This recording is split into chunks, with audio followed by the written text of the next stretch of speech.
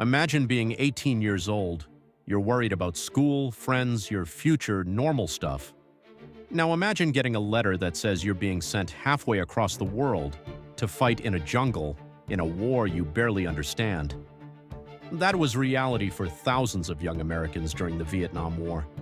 And what makes it even crazier, a lot of people back home didn't even think the war should be happening. So, what actually was the Vietnam War and why did it get so messy? Let's rewind. Vietnam used to be controlled by France, but after World War II, Vietnamese leader Ho Chi Minh wanted independence, and he got it.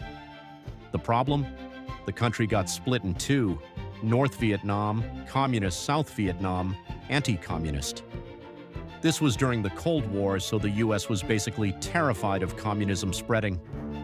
There was this idea called the domino theory. If one country falls to communism, others will follow.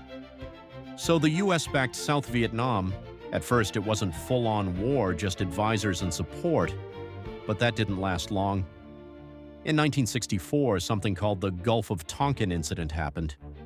Basically, there were reports that North Vietnamese forces attacked US ships. Details are still debated, but it gave the US government a reason to go all in. Soon after, American troops were sent in large numbers. At its peak, over 500,000 US soldiers were in Vietnam, and this wasn't a typical war. There were no clear front lines. The enemy Viet Cong fighters used guerrilla tactics, ambushes, booby traps, hiding in jungles and tunnels. It was unpredictable, exhausting, and honestly, terrifying. Picture this. You're in a dense jungle. You can't see more than a few meters ahead. Every step could trigger a trap. That's what soldiers were dealing with daily. The US had advanced weapons, helicopters, bombs, even chemical sprays like Agent Orange, but none of that guaranteed success in this kind of environment. Meanwhile, back in the US, people were watching the war on TV for the first time ever, and what they saw wasn't heroic, it was brutal. As the war dragged on, more and more Americans started asking, why are we even fighting this? Protests broke out across the country, especially among young people. One of the biggest shocks came in 1968 during the Tet Offensive. North Vietnamese forces launched massive attacks across South Vietnam. Even though the US technically fought them off, it made one thing clear: this war was far from over. Trust in the government started to drop hard.